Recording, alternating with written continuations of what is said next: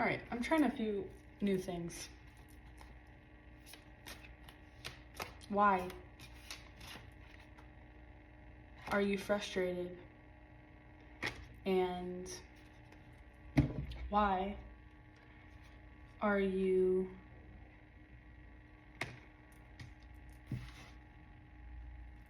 being distracted and frustrated on your purpose?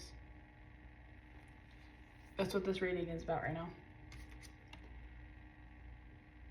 There's still a heartbreak energy that you're grieving.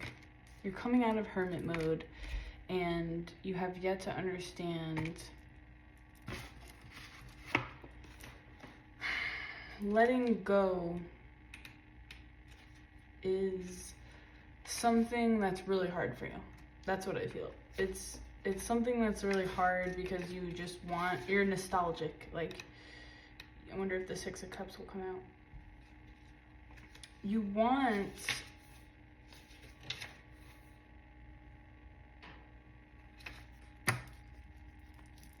want things to stay the same, but they can't for you to grow. You can't be in the same job. You can't be with the same people. You can't have the same relationships you had with people. You can't have the same reactions and attachments to then bring into your new life. You can't have, for me, it was addictions to alcohol and weed and cigarettes and caffeine and all the things that bring you off of your innate vibration of resonance of you. You are your purpose. You, whatever you want, you are alone in general. Even if you have a beautiful soul love, even if you have a relationship, even if you have your family and your friends that you love and you have your whole community, you are technically still alone.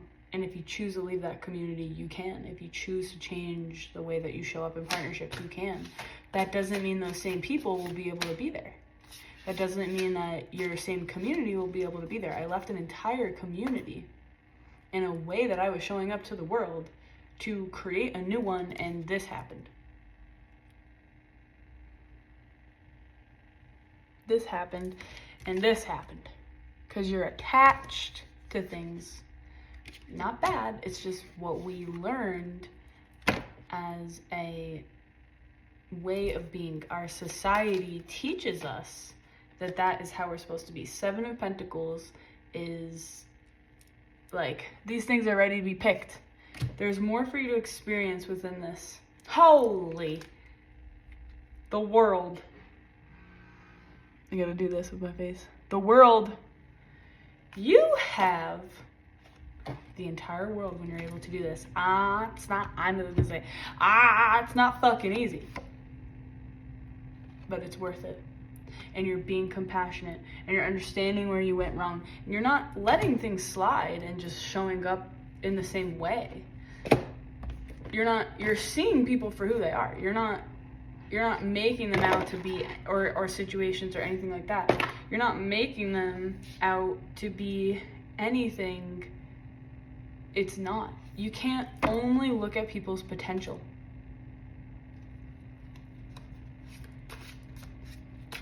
And I think you might do this to a fault, because you see everyone's potential and you end up getting hurt. You just gotta focus on your own potential. And you get distracted because you're attached. You get distracted because you're attached. Holy. All right, I'm getting it. You get distracted because you're attached to the potential of things, people, situations. And then when they're not living up to that potential, or you're not living up to that potential. Well, okay, the distraction is you focusing on the outside world to live up to that potential. Because that's what you see in others. You see that in the outside world, and then you're heartbroken when that's not matching up. So the solution to that is when you're so engulfed in your own energy, your own mission, your own way. You want to be a tarot reader, you want to be this, you actually have to do it. You actually have to go do it. And it takes a lot of time. It takes the world is just popping out. It takes time. It takes introspection and heartbreak to be able to get to that space. And that's what we don't want to hear. Honestly. That's what we don't want to hear, because it just sucks. It literally sucks on the way over there. As you're creating your purpose, you think all these, oh yeah, I knew it was a Reiki symbol, 74.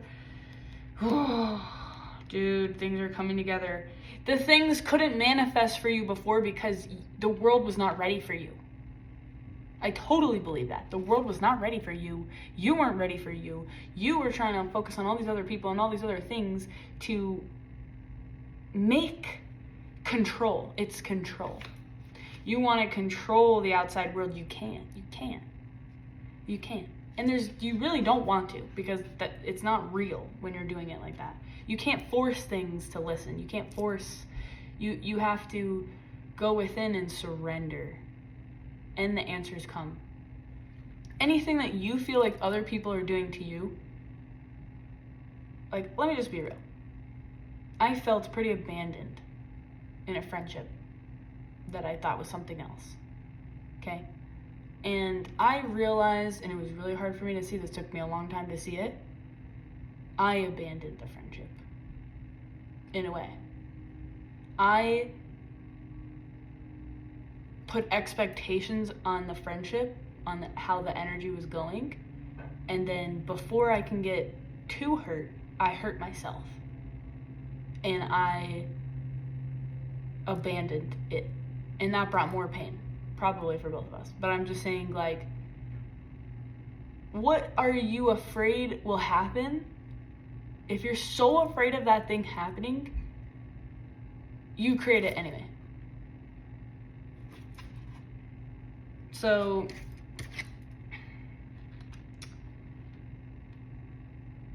I'm not going to even try to pronounce that. Daikong. This is the Yushi Reiki master symbol used in all attunements and in all Reiki healing. There are many variations of the symbol that exist, depending on the teacher and the Reiki system. Daikomayo, sorry, it's just really bad, means roughly, great being of the universe, shine on me. It can also mean great shining light. It embraces the idea that the physical body was constructed as a manifestation of the spiritual body. This also coordinates the belief that all illness within the physical body begins with an illness of the spirit. This symbol cleanses these bodies and heals the spirit, providing wholeness. When it appears in your reading, it asks you to ponder your life path, your goals, and your desires in order to guide you in a loving, compassionate, and abundant way. Cleanse your life of unnecessary energies is the message here. If it is not for the greater good and your own good, it is not necessary. Well, what was I saying over there? I was saying that you also have to see how that relates to you. How are you doing that? Yes, you can rid yourself of, you might have had to rid yourself of connections in those environments to get to the space where you can understand what you've done. And it's not like everyone's always innocent. There's always two sides to a story. There's always two energies coming together to make something happen. There's always that. But the more that you just focus on their thing, and you could figure that out to the degree that you're even able to figure that out. It starts with you want to know what the fuck happened. You think about that, them, and all this shit, how that happened. You don't necessarily reflect on how you did this. Your part was in this. So whenever you're able to do that, you're able to see, and I almost place this on top of the world, anything that, I don't believe in just like cutting people out with no explanation. Like sometimes, yes, you just stop kind of asking to hang out, but there's a cause and effect. There's an interesting thing that happens. Like, you don't have to say everything, but I do believe like it gives them at least something like to think about. Like, you're not just leaving. Like, you know what I mean? There's always two energies that create a situation or a conflict. But I'm not going to say I like conflict, but I like resolution. I'm an assistant manager at apartment communities. Like, well, I was for a long time. And now I'm a leasing agent, but I like that position. I still take on the assistant duties, but I have all this experience with dealing with complaints, and I used to be an emotional health trauma coach for fucking years. So yeah, I understand the ways things kind of, how you can get through a complaint, how you can get through into resolution is my favorite. If it comes up, I'm not afraid of things coming up, basically. It's like, I love that vibration of resolution, because there's hope in that. They're not evil, I'm not evil. There's a resolution, especially if you keep thinking about it. That doesn't mean you give yourself away and you just be right back to where you were. That's gone. That will never happen. Just so you know. Like, that will never be the same, ever. So there's a grieving process that has to come with that. There's like a naiveness that sucks. It sucks. But what is truth, you know? I was gonna do a little book divination. I just bought this book at Publix, and I was literally called to it. It was like walking with God. I was walking over to get something, a basket, and it was right by the basket, and it was like $20, but I ended up looking at my bill at the end. I was like, that seems like I saved just as much as I bought and stuff, because everything I bought almost was like half off. It was crazy. And I just peeked at the root chakra. And I didn't know this book was half off. I just bought it. I was going to buy it anyways. I was like, no, I need this. I opened up to a page too that was significant to me. So I am a little called to pull a demon card deck. A demon card, because we're not going to be afraid of this shit. Sorry, we're not gonna be afraid. And some of them are actually positive messages. The only thing, I love how I have a fucking book that has to do with Christianity, which I'm non-denominational, but I like all of the religions because they all have something to say. And there's nothing in that other deck, so let's go with this one. You wanna be a tarot reader? Well, you just buy some decks. You just continue where you left off, and that's how the universe will fucking help you out. I hope this video records correctly, because goddamn, I'm trying all the new things. I tried to do a microphone, didn't even work. Tried to switch around the camera. The way that my tripod's set up, I wasn't able to see if it would even be straight. So let's get a demon card. It's funny because I was just watching the Da Vinci Code too. Like, there's fucking, I was gonna say evil, but there's negative and positive energies in everything. You can't just single out things and then not be able to, like, see the whole picture. My heart's hurting a little bit, but I've picked from this deck before, and it's actually fun. They talk about, the whole concept is hell. I don't know why I talk about this, but maybe you need to hear this. You fucking came from fucking emotional hell. You came out of there. So don't you want to know what creates this? What rules it? Why is there a hell? Why is there a heaven? I have a book. It's called the 365 Daily Devotions, Walking with God, and then I have the demon book right on top of it. It's like this alchemization. Are we really? Oh, here we go. I was like, are we really not going to get a card after all that? All right, let's see it. Melcom. And these are funny. These look like little Harry Potter.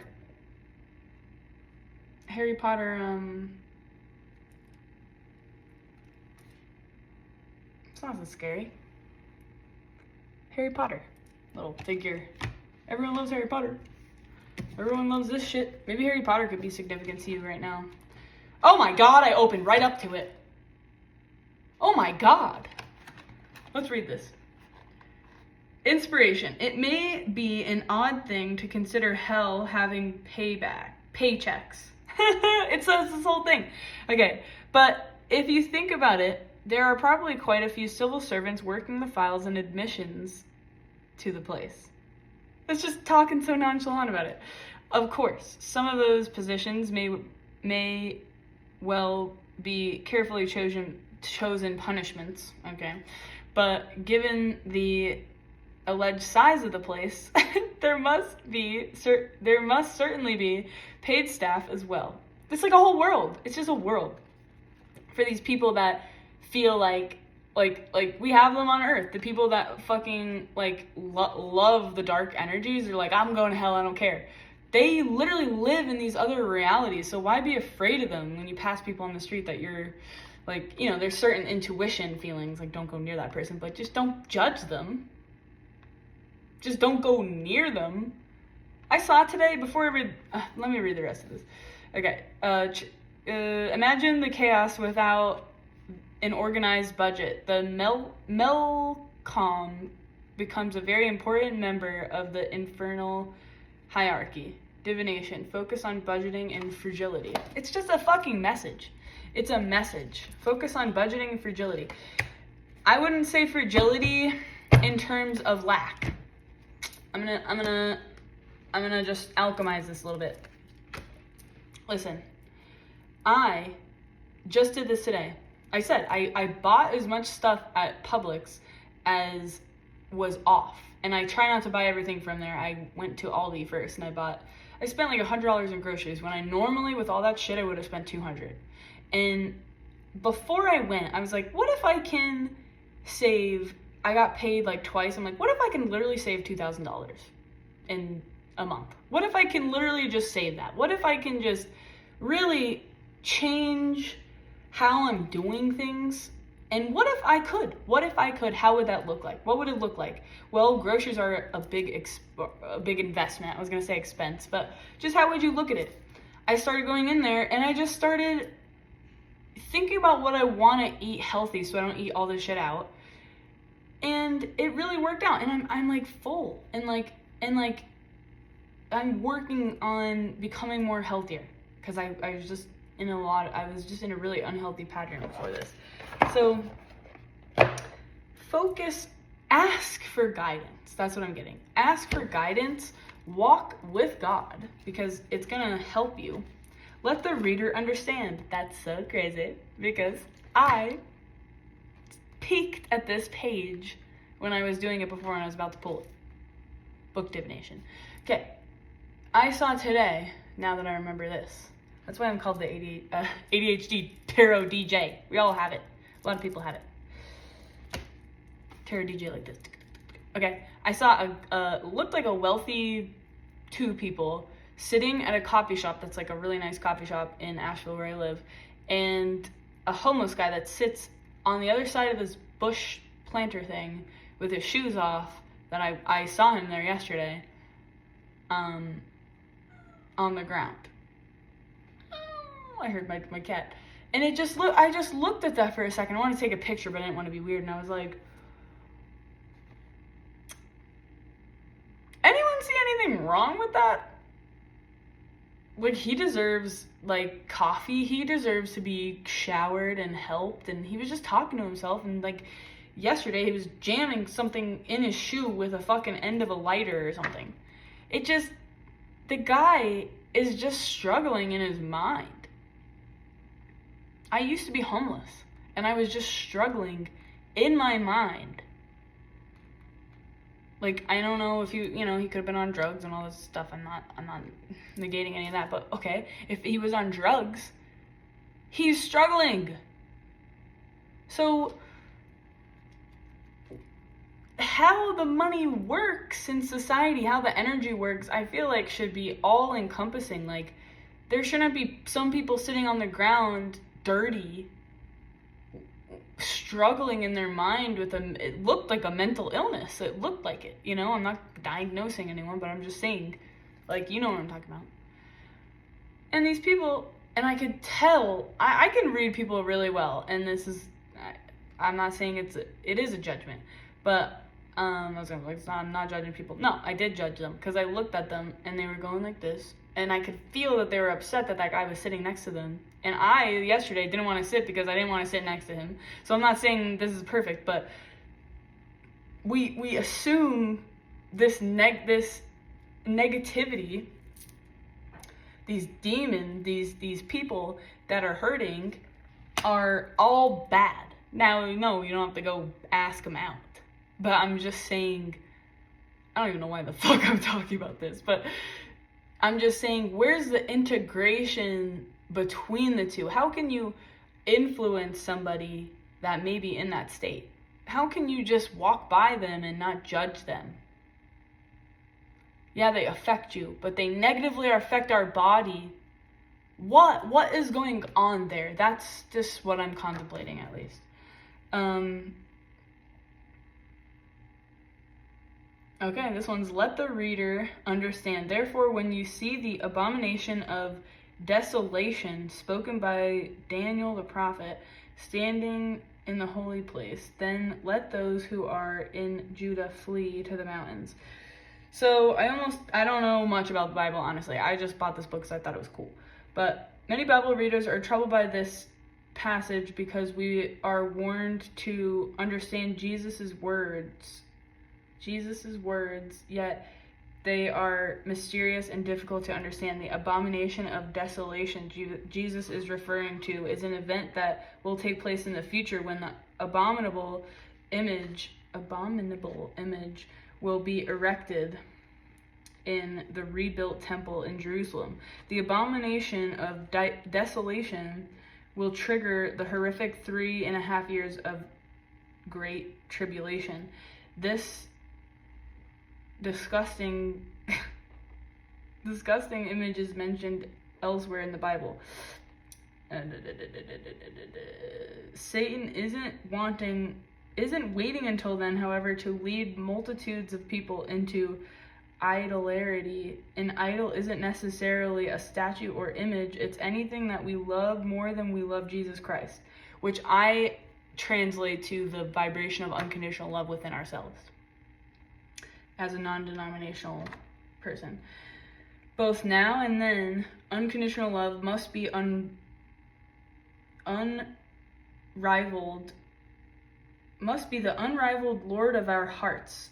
Let it regain without equal in the temple of your life today. Let Jesus be first and utmost in thought and life, and let others and all other things trail on after. So, when we're focusing on these things, the demon, the energy, I'm feeling the energies within my body too. I'm feeling them change. I almost want to stop the whole reading. Like, I just want to understand, like, I just want the whole message to be love, unconditional love. When you feel this, I'm going to do it right now. Let's enter this portal together. We're going to accept and surrender to the aspects of ourselves that we are right now. We're going to understand that this is where we are right now. It's okay to be where we are right now. We don't have to have all these labels in our mind. We can understand that we are here right now together. We are alive. We are conscious. And we choose not to cover, not to degrade. No, we just choose to accept. We are in this body and we have all this stuff going on, and right now I'm here. We just choose. I understand I get angry sometimes. I understand I feel confused, disorganized, and off my path. I understand I feel like that, and I think that sometimes.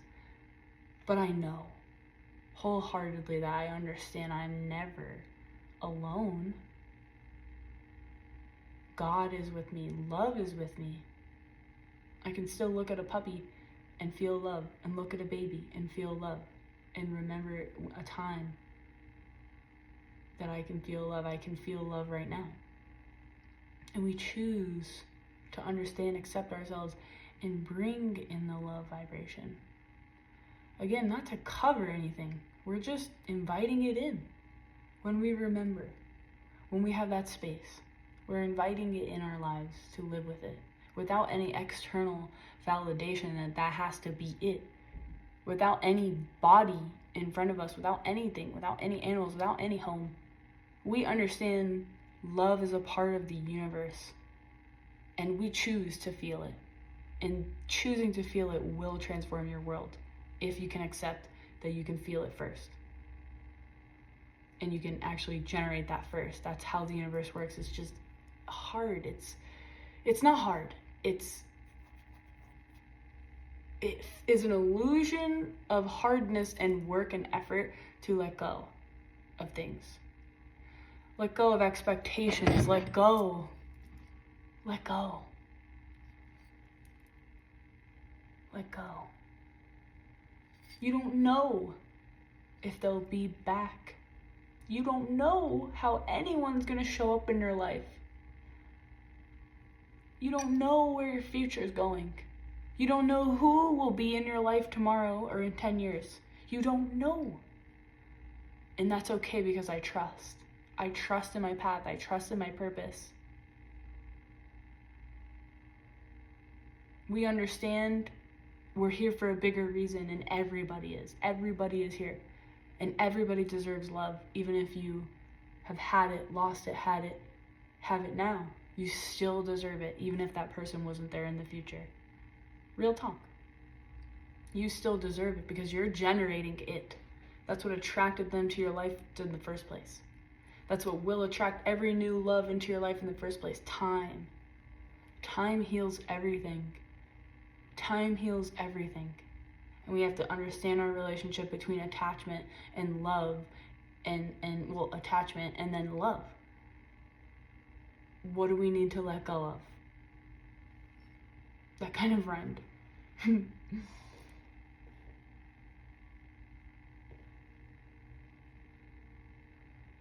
This was so different than going from walking with God to demons to the reishi to the world. Reishi, that's a mushroom. I meant Reiki. This is a Reiki symbol. Reishi is a healing mushroom, and I want to leave on this. In Teen Wolf, the reishi mushroom was an elixir. It was a healing mushroom to get him to, like, initially when they first used it, I think, like, well, the main character used it. He used his alpha vision and he looked at it and he saw it vibrating, glowing purple, which is the color of healing. And he mustered all of his strength up to go grab it and smash the thing, and even the scent and the ingestion of it healed them because they were being killed by gas. And if you've ever watched Teen Wolf, you know how many times he almost fucking died. Okay? Whatever, his got. So, you know, you are put on this path for many, many fucking challenges. Many heartbreaks. I'm not joking. Don't put all your eggs in one basket. Put all your eggs in yourself.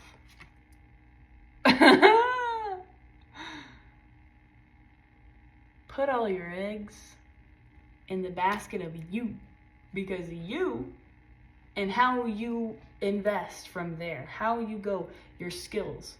Well, now you spent 5 years in this career, well, you have a job anywhere now, because you physically can realize that you can get a job and hold one anywhere. You don't have to worry about money ever again. Ever again. Just relinquishing that truth, do what you can with what you have, and bring in love and abundance into your life. I want to see what happens for you. I want to see it. Like, let's go. Let's fucking go. Let's hack this shit. Let's make this matrix conform to us, because we're the ones powering it. Okay? Okay? Fucking let's go. Leave me a comment. I want to hear what's going on. I want to hear if this makes sense to you. It makes sense to me. So let's all get on the same vibe. Okay? Love you guys. Let's go. Let's go. You got this. Bring love in as many times as you can fucking think about it. Okay? And accept the pain. Pain. Okay. I see you. We're gonna be buddies. Not in the attached way where you take over me and you cloak me all fucking day. No. It's We're buddies. I know you're there because you've been through a lot. Okay, buddy? I know you're there. I know you. But we also got God. We also got love. And we're all gonna thruple it.